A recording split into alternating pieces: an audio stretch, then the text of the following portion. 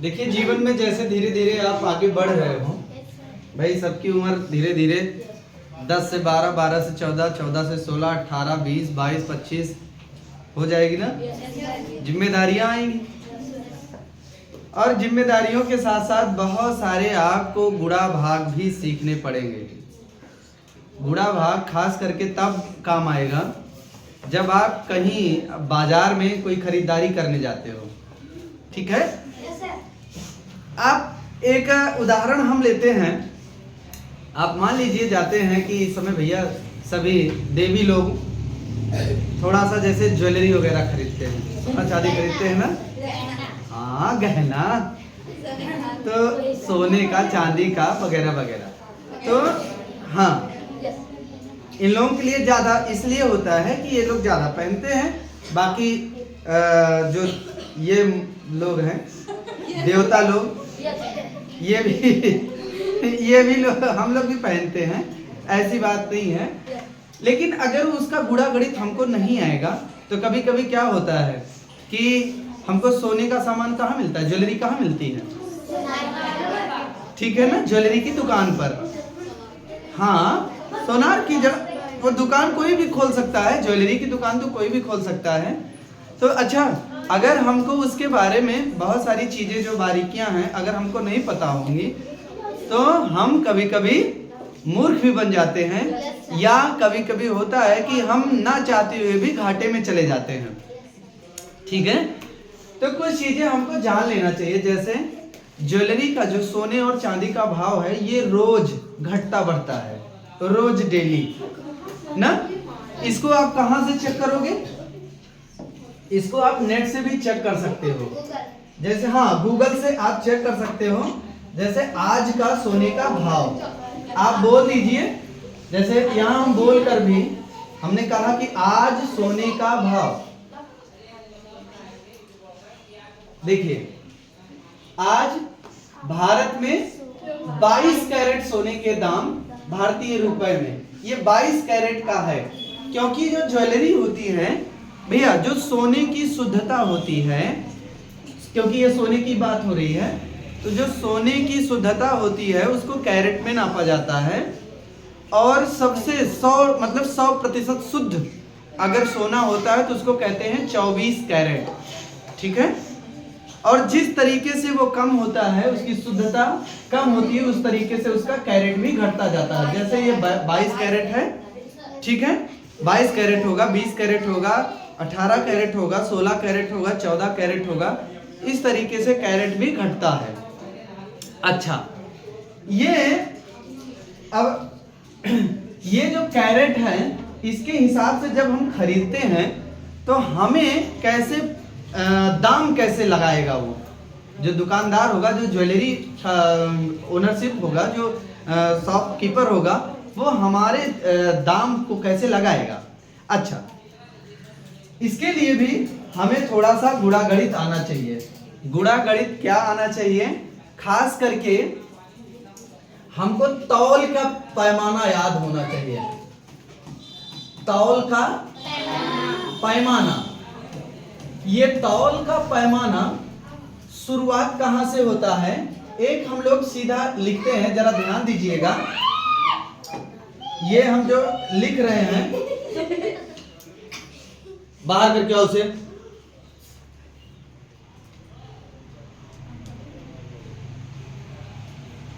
तो तौल का पैमाना जरा गौर से देखिए, यहां हम लिखते हैं मिलीग्राम। शुरुआत हम आपको बता देते हैं, जो तौल का पैमाना होता है वो ग्राम में होगा। ग्राम, हर किसी के आगे ग्राम लिखा होगा, जैसे मिलीग्राम। ठीक है, पढ़ते जाओ।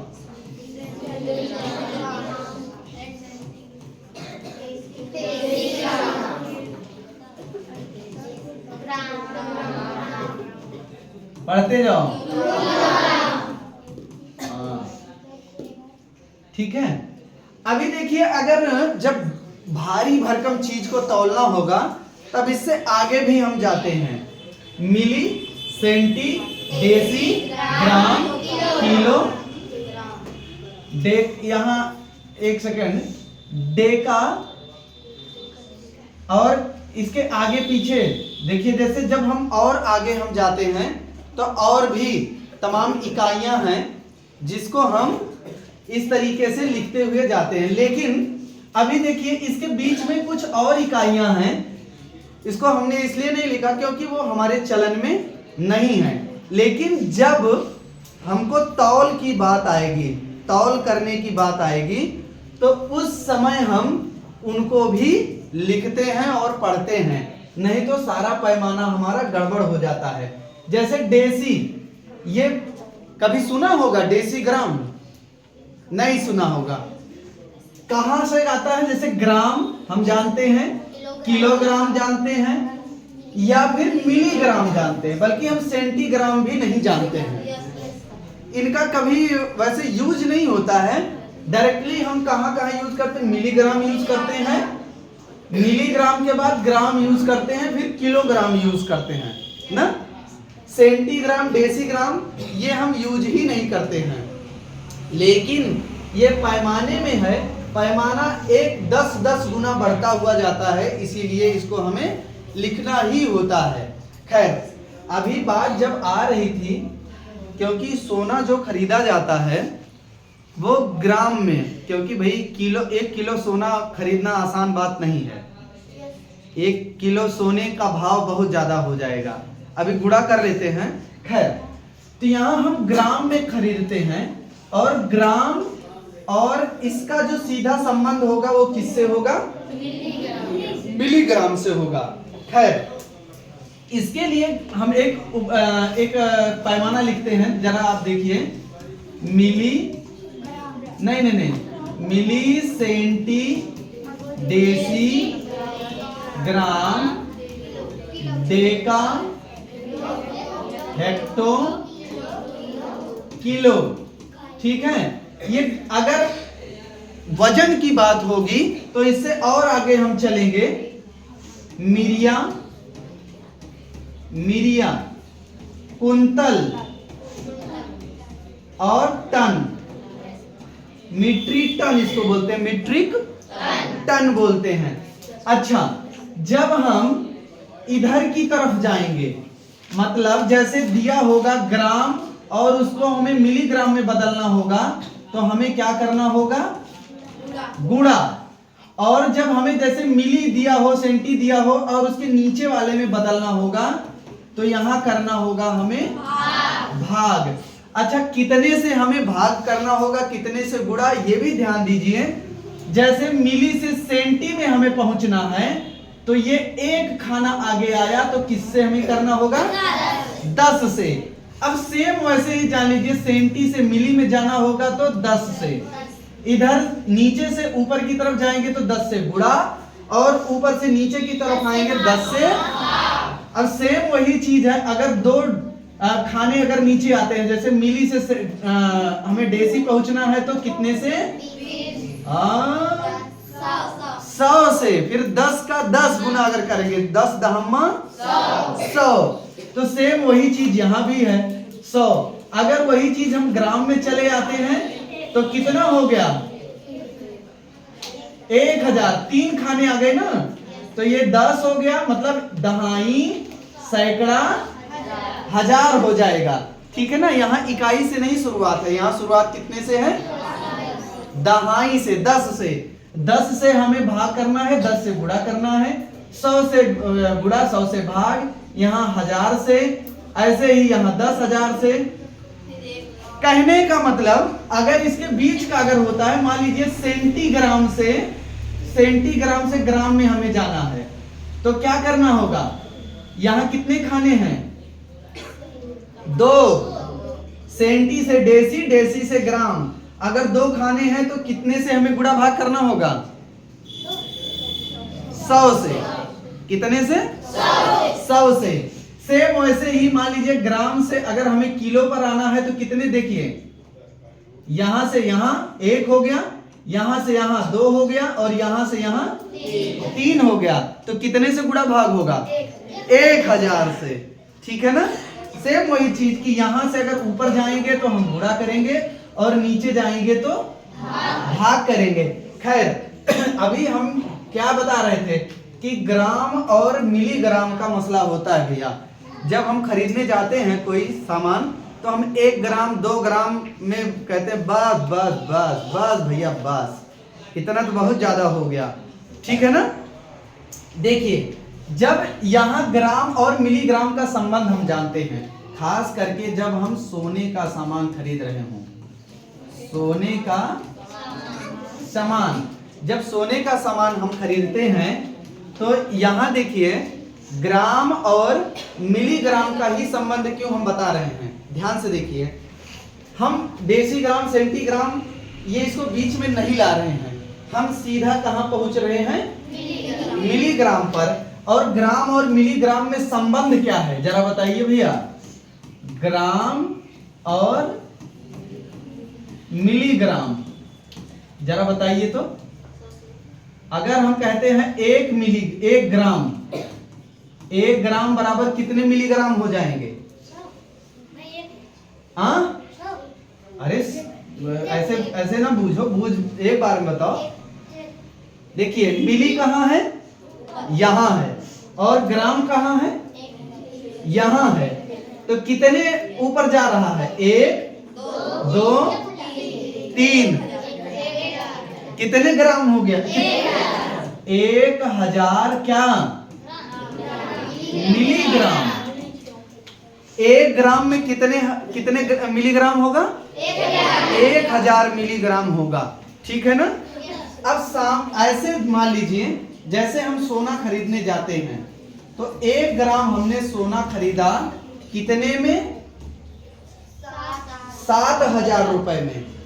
कितने में? 7000 रुपए में। तो इसी के आधार पर जब ये मिलीग्राम में बढ़ता है तो इसका भी 1000 के भाव से ये घटेगा, ठीक है ना। 1000 के गुणांक में ये घटता जाता है, घटता जाता है।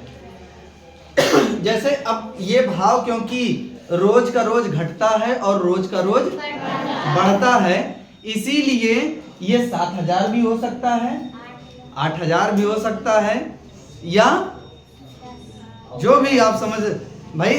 ये क्योंकि ये निर्भर करता है कि खरीदारी कितनी हो रही है या बिकवाली कितनी हो रही है, उस पर निर्भर करता है कि अगर ज्यादा खरीदारी होगी तो इसका दाम बढ़ता जाएगा। जैसे अगर डिमांड ज्यादा हो गई किसी चीज की तो उसका रेट भैया ऊपर चला जाता है। जैसे इस समय अभी देखिए बरसात हुई थी, अपने यहाँ 3-4 दिन बारिश हुई, सारी सब्जियां फसलें खत्म हो गई थी, तो मंडी में सब्जियों का रेट बढ़ गया था क्योंकि सब्जी कम हो गई थी और डिमांड ज्यादा हो गई थी, क्योंकि भंडारे भी चल रहे थे ना, नवरात्र भी चल रहा था ना, तो उस समय भंडारे में बहुत सारी ज्यादा सब्जियां यूज होती हैं। तो इस तरीके से हम यहाँ देखते हैं, ठीक है ना। तो आइए अब यही चीज जब हम खरीदारी करते हैं तो आपको ध्यान रखना है कि कितने रुपए क्या भाव चल रहा है। ये जो वैसे ये एक जो भाव आता है वो 1 तोले का आता है। जो सोने का भाव आता है वो कैसे आता है? 1 तोला, और 1 तोला का होता है 10 ग्राम, ठीक है ना। वैसे जो हमने 1 ग्राम लिखा, इसको 1 ग्राम नहीं बल्कि 10 ग्राम मान के चलिए, तब 7000, क्योंकि 7000 से भी कम भी हो सकता है या ज्यादा भी हो सकता है। तो 1 तोले का भाव यहां पर कितना है? ठीक है ना। तो यहां आपको सीधा सीधा, जैसे मान लीजिए हम कोई सामान खरीदते हैं, कितने ये भाव बता रहे हैं। भाव उन्होंने बताया कि 1 तोले का भाव भैया 6500 रुपए चल रहा है। 1 तोला सोचिए, 1 तोले का भाव कितना है? 6500। मान लीजिए ये कितने कैरेट का है? 18 कैरेट का। कैरेट भी निकालना बता देंगे कि कितने कैरेट का हो तो कितना मिलेगा, ठीक है। तो अगर 1 तोला मतलब कितना हो गया? 10 ग्राम। 10 ग्राम का भाव कितना है? 6500 है। तो 1 ग्राम का भाव कितना होगा? बताइए, 1 ग्राम का भाव कितना होगा? अरे भाई, सीधा सिंपल सा जानिए, हम ऐकिक नियम लगा सकते हैं। यही तो, ये से ये कट गया, कितना आया? 1 ग्राम का भाव कितना हो गया? 650 रुपए।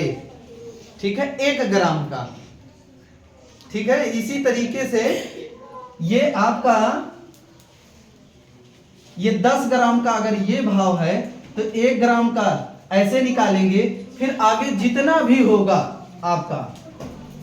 वैसे इस समय 6500 तो नहीं है, इस समय भाव भैया बहुत ज्यादा है, इसका 10 गुना है, 65,000 है। कितना है? खैर, इतना जानते रहिए, जिस हिसाब से रहेगा उस हिसाब से आप गुणा कर लीजिए। ये 1 ग्राम का हम निकाल रहे हैं। अभी मान लीजिए हम कह दें कि 10 ग्राम का मतलब 1 तोला, 10 ग्राम का भाव कितना हो गया? 10 ग्राम को 1 तोला कहा जाता है, 1 तोला। और 1 तोले का भाव मान लीजिए कितना है? 65,000। ठीक है, 10 ग्राम का कितना है? 65,000 है। और 65,000 अभी इसी का सीधा 1 ग्राम कर ले तो 65,000 बटा 10 मतलब कितना आ गया? 6500। ये कितने का? 1 ग्राम का। अब इसी अनुसार आप जितने भी आप बनवाएंगे, 1 ग्राम का, 2 ग्राम का, 4 ग्राम का, 10 ग्राम का, ठीक है ना? तो उसी हिसाब से आप गुणा कर लीजिए। आपको कोई बेवकूफ नहीं बना सकता है, कोई आपका झांसा नहीं दे सकता है। आप जितने का लेंगे, जितने का आप वजन करेंगे, उतना आप पैसा गुणा गणित करके दे दीजिए। ठीक है ना? तो अभी कैरेट भी बताते हैं।